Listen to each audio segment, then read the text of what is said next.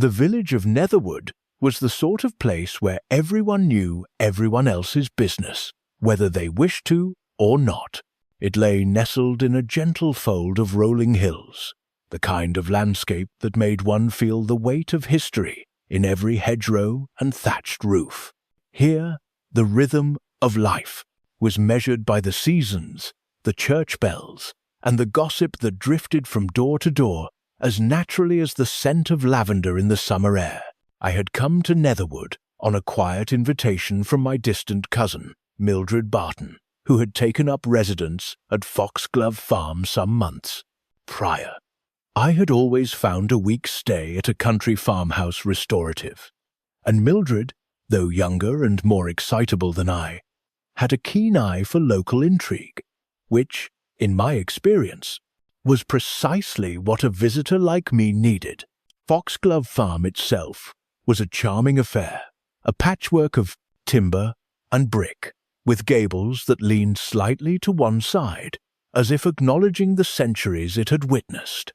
Ivy crept along its walls in a half-hearted attempt at grandeur, and the rose garden, though tended with care, had an untamed, romantic wildness. In the early afternoon, as I arrived, by the little bus that creaked along winding lanes, I was greeted by the familiar sight of Mildred standing at the gate, a hat tilted at an adventurous angle and a smile that did not quite reach her eyes. "Jane, I am so glad you've come," she said, embracing me warmly. "We've had a bit of excitement." I raised an eyebrow politely. "Excitement at Foxglove Farm, Mildred? I cannot imagine. The chickens, perhaps." "Who?" She gave a little laugh, one that trembled just slightly. "No, nothing quite so tame. You'll see. Come in. We mustn't stand about. Tea will be gone cold if we dally." Inside, the house smelled of fresh bread and lavender polish. Mildred's small sitting room was furnished with an array of mismatched chairs, a heavy oak bookcase crammed with novels, and a kettle perpetually simmering on the stove. It was the kind of room that invited confidences, or, as I had learned in my many years of quiet observation, allowed secrets to fester like dust on a mantelpiece. By the time I had settled with a cup of tea, Mildred's manner had grown more serious. She spoke of her life at the farm, of neighbours who were friendly, if occasionally nosy, and of the small village fetes that marked the passage of time. Then, with a small sigh, she mentioned the incident that had brought me to her doorstep. "It's Mrs. Hargreaves," she said, her hands clasped tightly around the teacup. "She's dead." I blinked, setting my own cup down. Mrs. Hargreaves was the village's most venerable resident, a woman who had been involved in the parish council, the flower show committee, and the arrangements for every harvest festival I had ever attended in Netherwood. "Dead, you say? How dreadful. Was it sudden?" Mildred shook her head. "I'm not certain. I think it may not have been natural. That is why I wanted you here, Jane. I felt that something wasn't quite right, and indeed, in that quiet, cluttered sitting room, the air seemed to thicken, as if the walls themselves had overheard secrets too grave to voice aloud. Foxglove Farm had begun to assume a new character for me. Where once it had been simply a pleasant country house, it now seemed to hold its breath. Outside, the late afternoon sun cast a golden haze across the fields.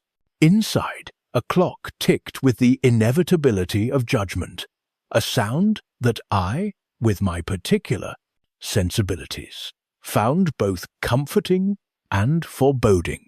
That evening, I took a quiet stroll along the edge of the farm, past the vegetable garden and the old orchard, which was dotted with apple trees heavy with fruit.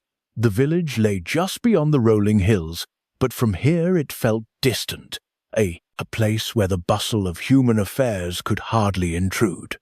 Yet, even in this pastoral idyll, the mind is never idle for long. I thought of Mrs. Hargreaves, of her recent visits to the farm, and of the curious expression she had worn that Mildred described a mixture of worry and urgency, as though she had been carrying news too heavy to share. Returning to the farmhouse, I found the household gathered for supper. Mildred's staff, a quiet couple named Mr. and Mrs. Penrose, moved about the table with careful efficiency. Mr. Penrose, a tall man with thinning hair, poured wine with mechanical precision, while his wife kept a watchful eye on the proceedings, as if guarding against unseen danger. The meal passed uneventfully, yet I could not help noticing the subtle exchanges between the household members. A glance held too long, a smile that did not quite reach the eyes, the faint tension in voices that ordinarily would be warm and familiar. It was only after the plates had been cleared that Mildred finally spoke of the event itself.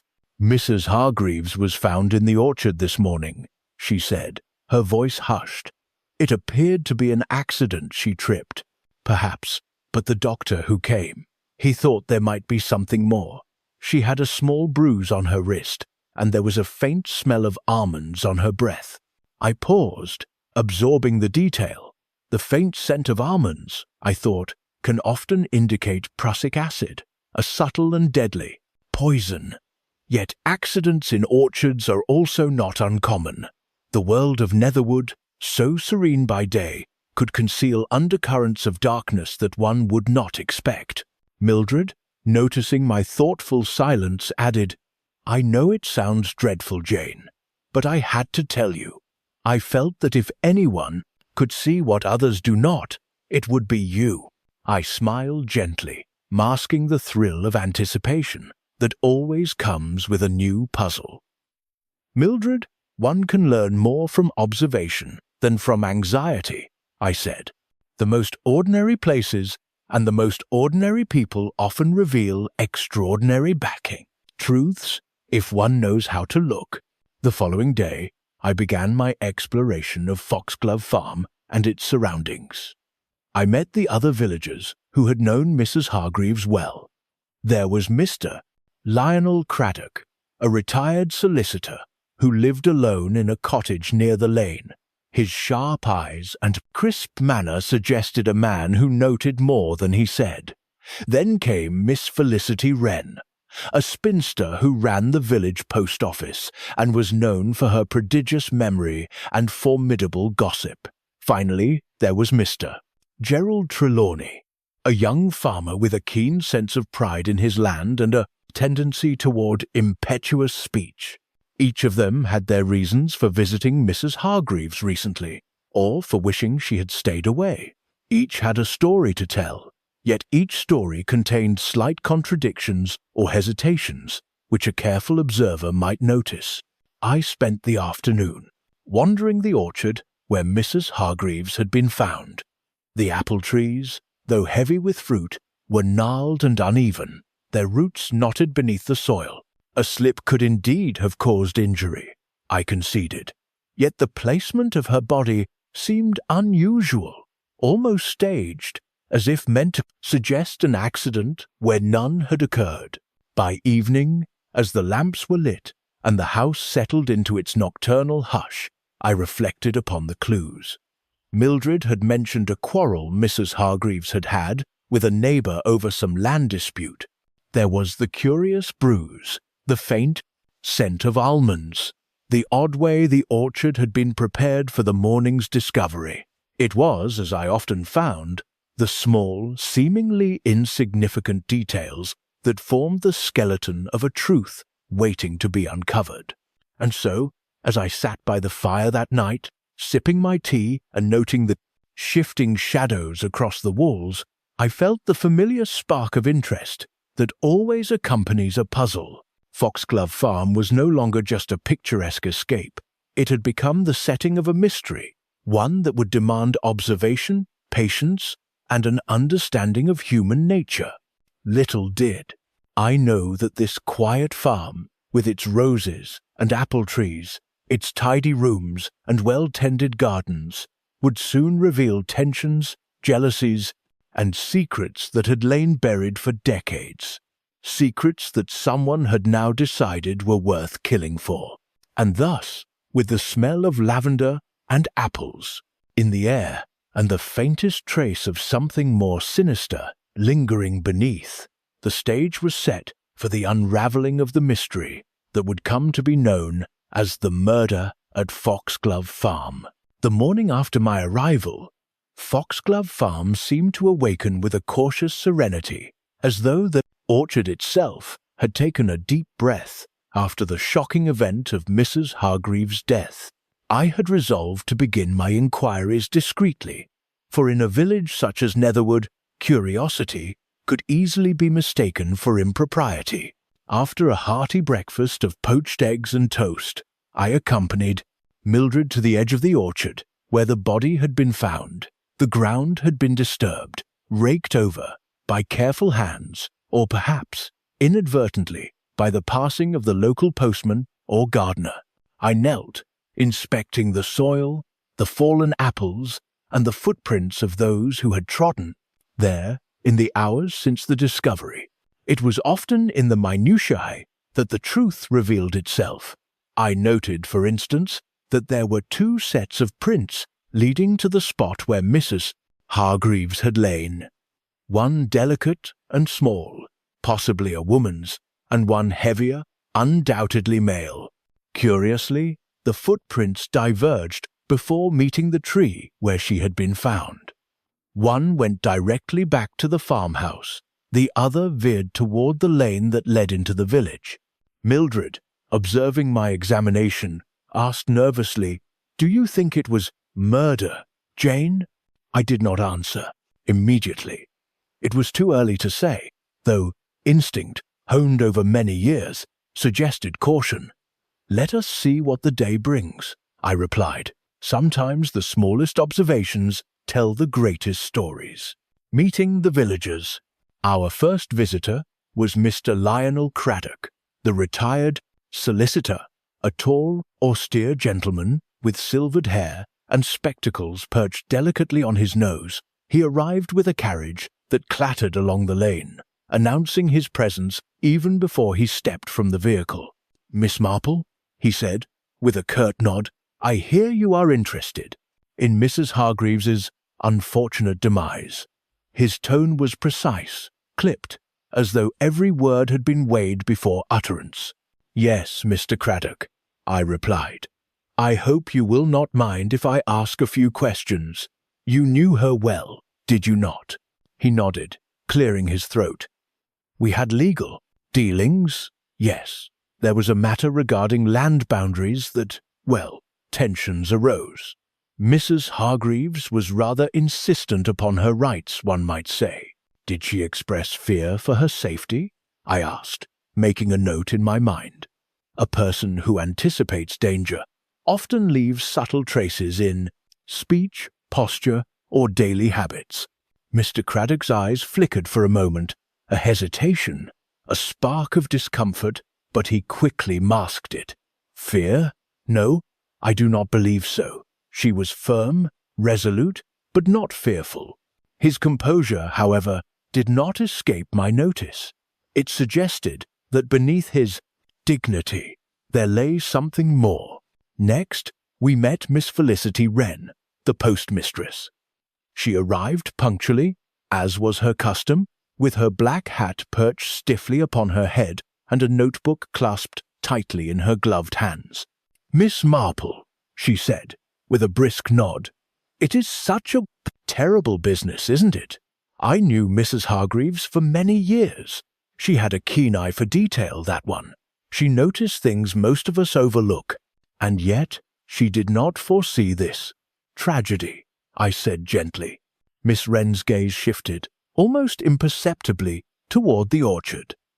Perhaps she did, though one can never truly know. People conceal their worries quite well.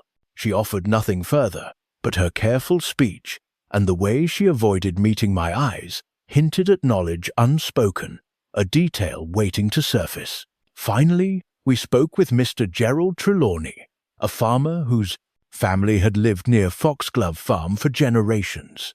He was tall, ruddy, and somewhat impulsive in manner. "Awful business, Miss Marple," he said, scratching at his collar. "Never thought we'd see such a thing in our village. Mrs. Hargreaves, sharp as a tack, but she could rub people the wrong way. Me, I thought she had a bit of grudges around, and—" He hesitated, almost as if debating whether to speak. "Well, some of us had our disagreements." "Disagreements?" I prompted. "Yes, about land, fences, boundaries, harvest disputes. Trivial, really, but you know how things get," he said, shrugging. "Small matters, blown out of proportion." Each of these individuals had reasons, whether obvious or hidden, for tension with Mrs. Hargreaves. And as always, it was the minor gestures, the unspoken words, the hesitant glances that often held the key. During my walk through the farmyard that afternoon, I noticed subtle inconsistencies. The orchard path showed signs of careful disturbance. A branch on one of the apple trees was snapped at an unusual angle. Nearby, a small bottle, long since emptied, lay half buried in the soil. Its cork had a faint residue of almonds. Curious? Indeed, considering Mildred's mention of the scent at the time of death. I also visited the house again, lingering near the sitting-room window where Mrs. Hargreaves had often sat. A faint indentation in the carpet suggested a small table had recently been moved, and upon inspecting the tea set, I noticed a cup slightly chipped, an unremarkable flaw to most, but to me, a detail that might later prove significant. Later, I conversed quietly with Mr. and Mrs. Penrose, the farm staff. Mr. Penrose, who had been with the household for many years, spoke with an air of reluctant candor. "Mrs. Hargreaves was a strict lady," he said, polishing the silver. "She had her favorites, and those she did not. You could see it in the way she looked at people. She had expectations." "Yes, and did anyone seem to resent her?" I asked, letting my gaze linger on him. He hesitated, eyes darting. "Well, perhaps. There's always friction when a newcomer wants to assert her authority, especially regarding land or money. Nothing remarkable, mind you, just human nature." Mrs. Penrose added quietly, "She was always polite enough, but some of the villagers, they had their opinions. Sometimes they said things behind her back, but who could have done such a thing?" The subtle nervousness of the staff did not escape me. Those who serve closely often observe far more than they reveal. As the sun set and I sat once again by the fire, I contemplated the day's findings. There was Mr. Craddock, with his polished exterior and a flicker of unease. Miss Wren, the keeper of village secrets, who spoke cautiously but watched keenly. Mr. Trelawney, with his impulsive temper and pride in his land. And the Penroses, who had seen the daily movements of both the household and its visitors. I thought of Mrs. Hargreaves herself, a woman of precise habits, quick to observe and speak her mind, and yet, perhaps, not fully aware of the undercurrents that ran through her village. It seemed that her death, though appearing accidental, was entangled with those currents. I also considered the curious almond scent, the faint bruise, and the slightly disturbed orchard. There was something deliberate, calculated, in these details. The person responsible was not a careless hand. This was a crime executed with subtlety, designed to masquerade as misfortune. As darkness fell, I found myself quietly reviewing the events, reconstructing the timeline of Mrs. Hargreaves' last hours. Who had visited her that morning? Who had opportunity? Who had motive? And what small gestures had gone unnoticed, but might, upon reflection, reveal the truth? In my experience, crime, no matter how cleverly disguised, is always betrayed by human nature. Pride, fear, jealousy, and habit are more revealing than any alibi or pretense. And I, Jane Marple, had long observed the village women of street. Mary Mead, and their neighbours, I had learned to read people as one reads the subtle signs of a garden. Every wilt, every blossom, every scent tells a story. It was this quiet confidence, grounded in careful observation and knowledge of human character, that would guide me in the days ahead. For Foxglove Farm, charming as it appeared, was now a stage for secrets, misdirection, and, ultimately, revelation. The morning air was crisp, with the first hints of autumn, when I decided to revisit the orchard, this time with a more deliberate purpose. The ground had been somewhat trampled by visitors and local curiosity seekers, yet even so, careful eye could discern faint irregularities. I noticed, first, that a portion of the orchard nearest the western hedge had been subtly swept, a clear attempt to conceal footprints. And yet, some traces remained. 2 distinct types of shoes had trodden through the soil. One, a delicate women's sole. The other, a broader, heavier print that suggested workmanlike boots. It was not difficult, given my experience, to speculate who these belonged to. Miss Felicity Wren, with her precise steps and careful demeanour, likely left the finer impressions, while Mr. Gerald Trelawney, with boots, worn from farm labour, made the heavier ones. Yet the divergence of the tracks before the body hinted at a subtle staging, as if the perpetrator had deliberately arranged events to suggest a solitary accident. A curious discovery. Later that afternoon, while examining the house again under the pretext of searching for personal effects Mrs. Hargreaves might have left, I discovered a small envelope hidden behind a row of books in the sitting room. Inside was a note, penned in the neat, confident hand I had seen many times before. I have learned something that could ruin you. Meet me in the orchard before dusk. Come alone. The note bore no signature. Its tone was urgent, almost fearful. My mind immediately turned to Mrs. Hargreaves' last known activities. Had she indeed planned a clandestine meeting with someone who now sought to silence her? I pondered this over tea with Mildred that evening. Jane, do you think this proves she was murdered? She asked, her fingers twisting nervously around the cup. It strongly suggests she had discovered something someone did not want revealed, I said. And this person, whoever they may be, possessed the subtlety to disguise intent beneath the appearance of misfortune. Village secrets begin to emerge. The following day, I made my way into the village proper, intent on uncovering the hidden currents that ran beneath its polite surface. First, I spoke with Mrs. Penrose, whose quiet loyalty to the household had always struck me as more observant than most might have guessed. Did Mrs. Hargreaves mention any disputes recently? I asked. Mrs. Penrose hesitated. Well, there were talks of a contested will, madam. She confided to me that certain villagers hoped she would amend her intentions in favour of relatives or friends.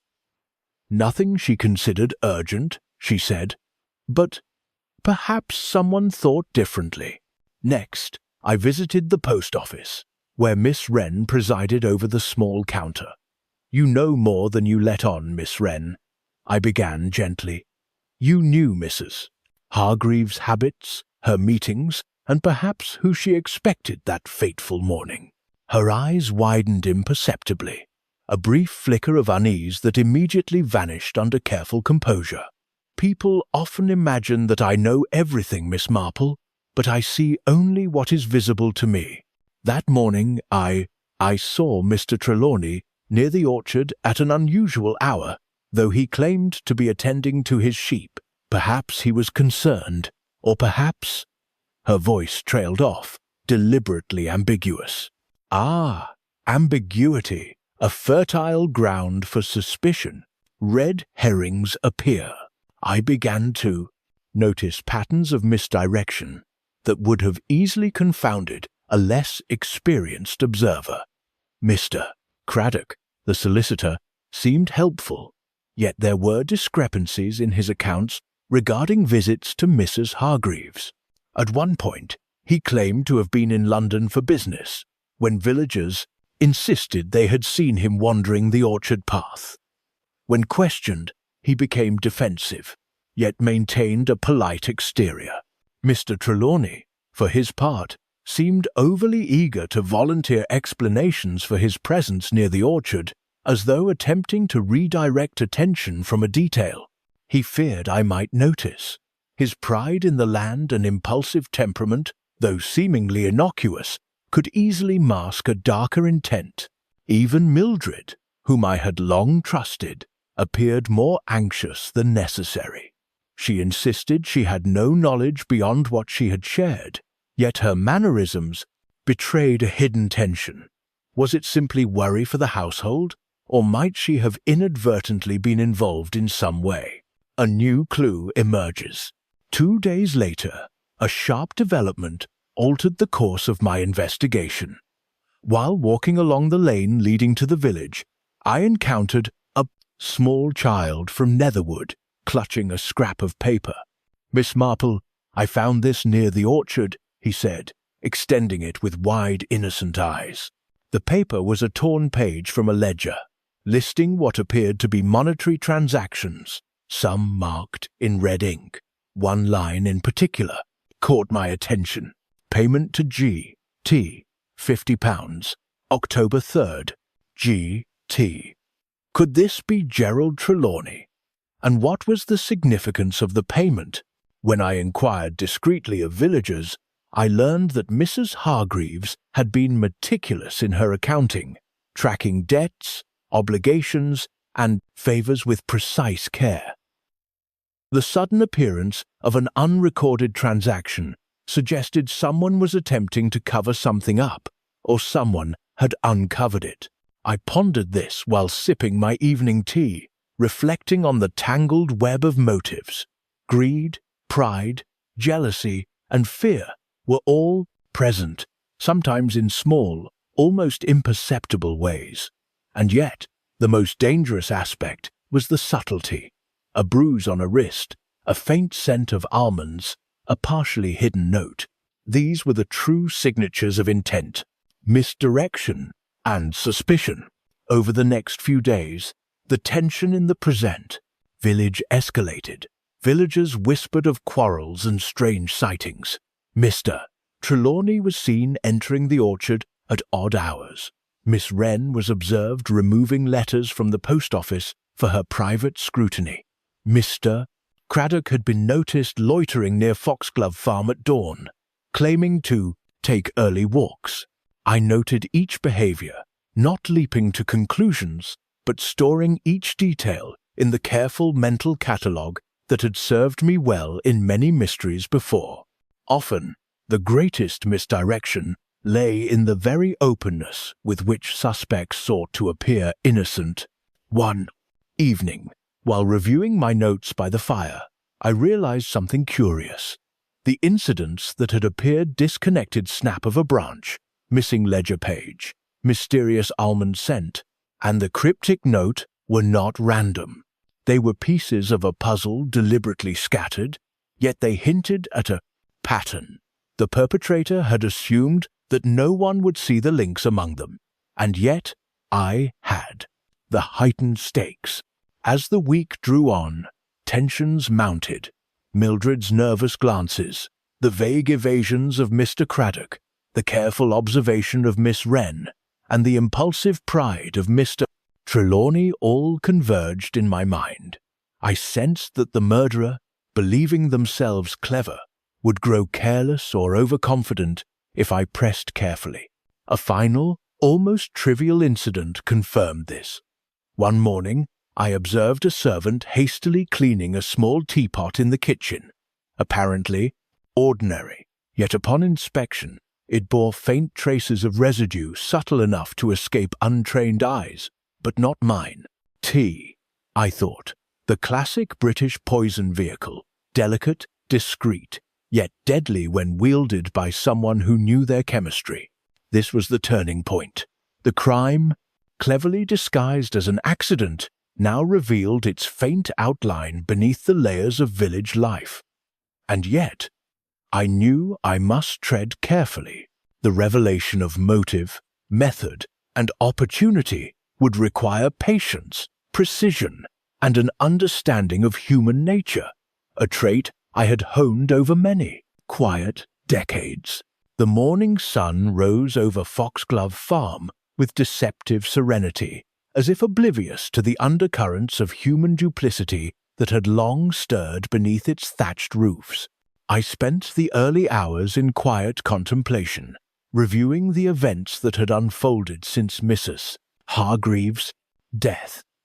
Each fragment of evidence, each hesitated glance, each whispered remark from villagers or staff had accumulated into a picture that was now remarkably coherent. I began with the orchard, walking the familiar paths once more. The faint disturbances of soil, the broken branch, and the subtle impressions of shoes were no longer random. They spoke of preparation, of someone attempting to stage an accident. The almond scent, initially dismissed by some as inconsequential, had its own story. It betrayed the presence of prussic acid, a slow and clever poison. Someone had poisoned Mrs. Hargreaves with precision, then arranged the scene to suggest a fall. As I paused beneath the apple trees, I reflected on the ledger fragment given to me by the child. The entry marked G.T. and the unexplained payment suddenly took on new significance. Gerald Trelawney had motive, yes, but the ledger suggested a transaction that was likely coerced, or perhaps a bribe. This subtle detail hinted that the crime involved more than one layer: financial gain, manipulation, and the concealment of evidence. Piecing together motives, the personalities of the main suspects fell into sharper focus with each observation. Mr. Gerald Trelawney, impulsive and prideful, had opportunity and a reason to fear exposure. His heavy footprints, his presence near the orchard at odd hours, and his attempts to explain himself prematurely all suggested guilt, or at least complicity. Mr. Lionel Craddock, the solicitor, appeared detached, yet his evasions about his whereabouts and dealings with Mrs. Hargreaves indicated that he, too, might have been manipulating the situation behind a veneer of propriety. Miss Felicity Wren, observant and discreet, had knowledge of the village's undercurrents, yet there was nothing concrete to implicate her directly. Her hints and omissions were more a reflection of village gossip than criminal activity. Mildred Barton, anxious and loyal, had access to the household and knowledge of Mrs. Hargreaves' habits. While she seemed innocent, subtle tension in her reactions suggested she had witnessed something significant. It became evident that Mrs. Hargreaves' death was not the result of a simple quarrel or impulsive act. Rather, it was carefully calculated, timed to exploit the trust and routines of the villagers, using human nature itself as an accomplice.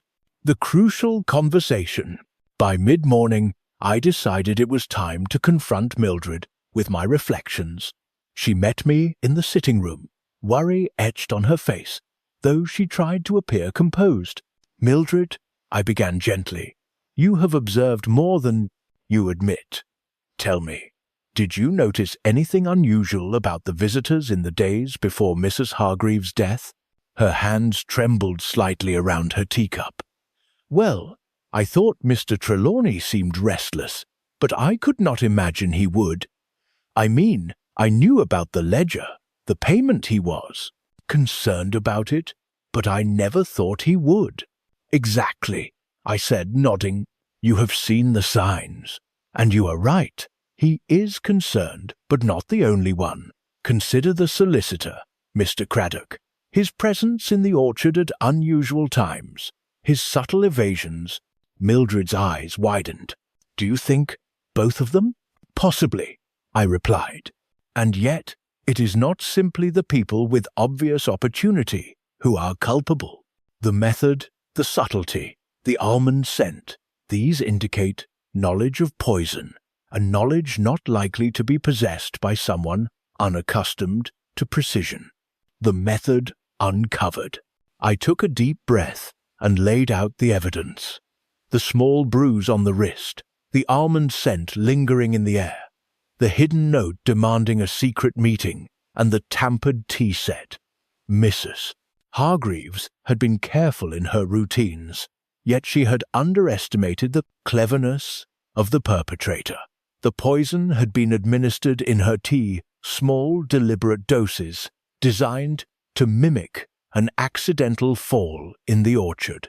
The bruise was likely inflicted in the final moments, perhaps as she tried to resist or as a cover for the staging. I explained how the orchard scene was meant to mislead. The footprints, deliberately scattered, created the illusion that she had wandered there alone and tripped, obscuring the truth that the perpetrator had orchestrated her death. Mildred's hands clutched mine. "Jane, you think it was Trelawney?" "Indeed," I said, "but not solely. Observe the ledger, the payments, the subtle misdirection.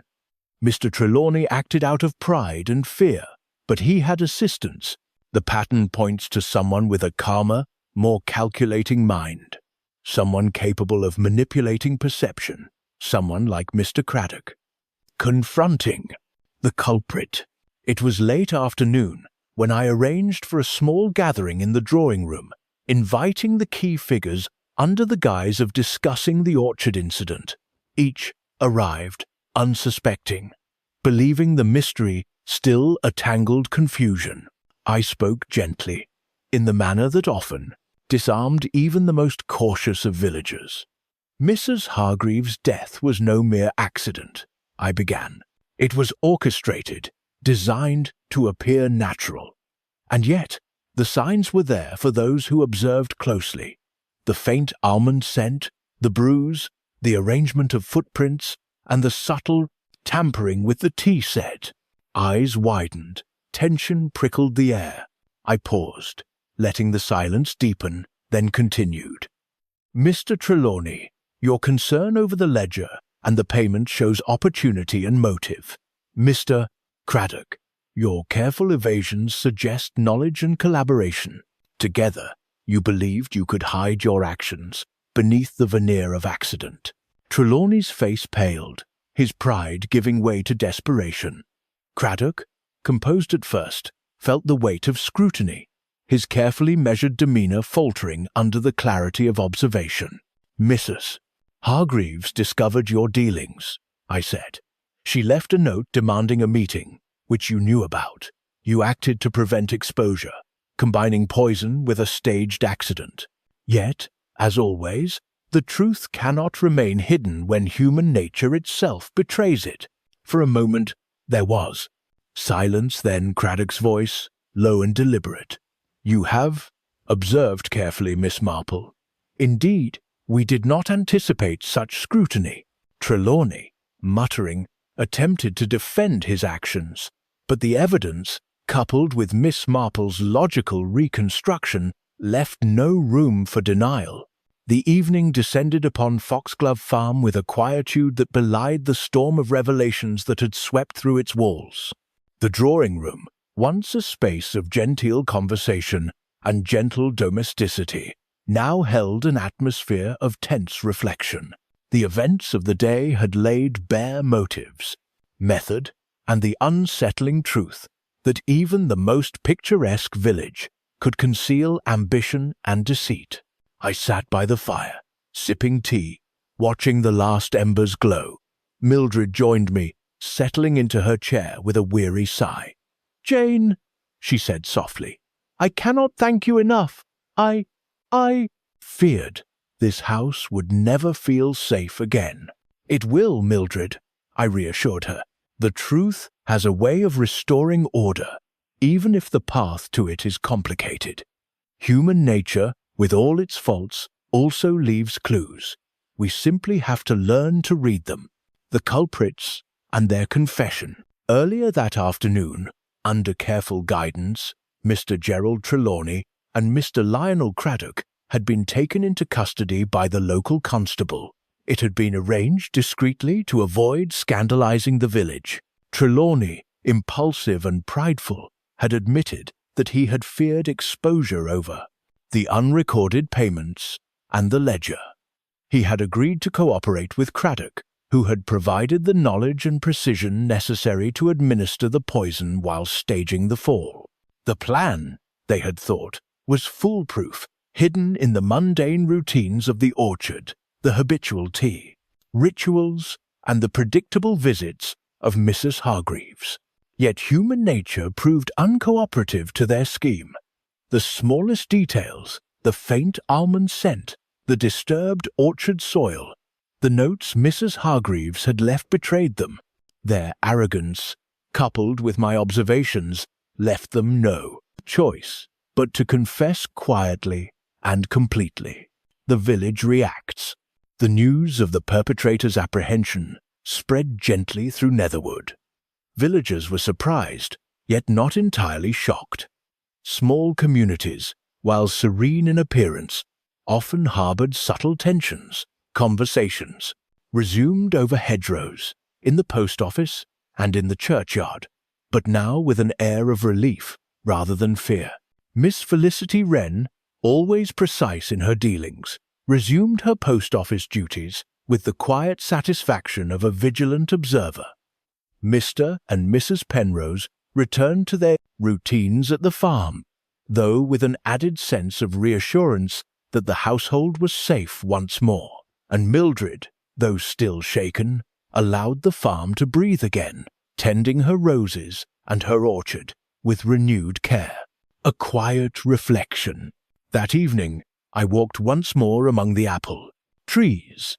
The late autumn sun filtered through the branches, casting dappled shadows across the orchard floor. The air was crisp, tinged with the scent of ripe fruit and fallen leaves.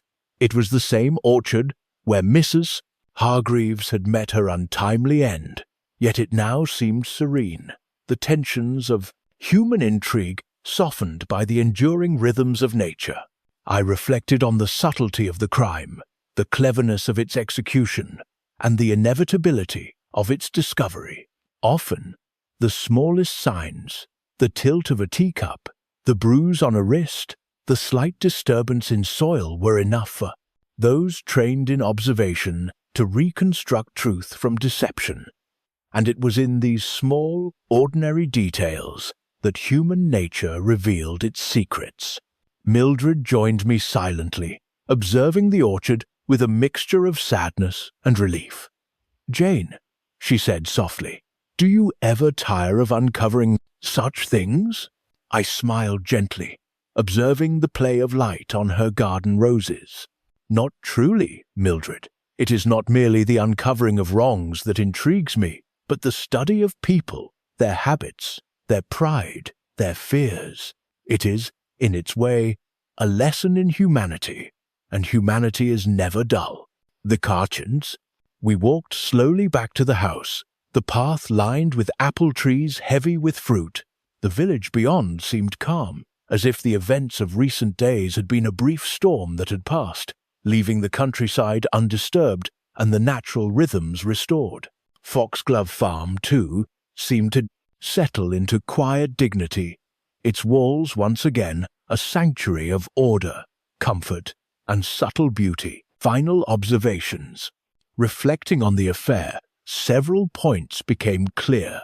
Crime, no matter how carefully disguised, always leaves subtle signs that the observant eye can detect. Human nature, greed, pride, fear, jealousy provides both motive and unintentional revelation. Patience, quiet observation, and attention to the smallest details are often more revealing than forceful interrogation. Even in the most serene settings, life's drama persists, waiting to be uncovered by those willing to see beyond appearances. And so, as dusk fell upon Foxglove Farm, I felt the familiar sense of quiet satisfaction that comes with the resolution of a mystery. Justice, in its gentle and precise form, had been served. The village would recover, life would continue, and the boat Fay the orchard would bloom and bear fruit in the seasons to come. I poured myself a final cup of tea, settled by the fire, and allowed a small private smile to touch my lips. Foxglove Farm had tested observation, patience, and understanding of human nature, and in the end the truth had revealed itself, as it always does, to those who know how to see it.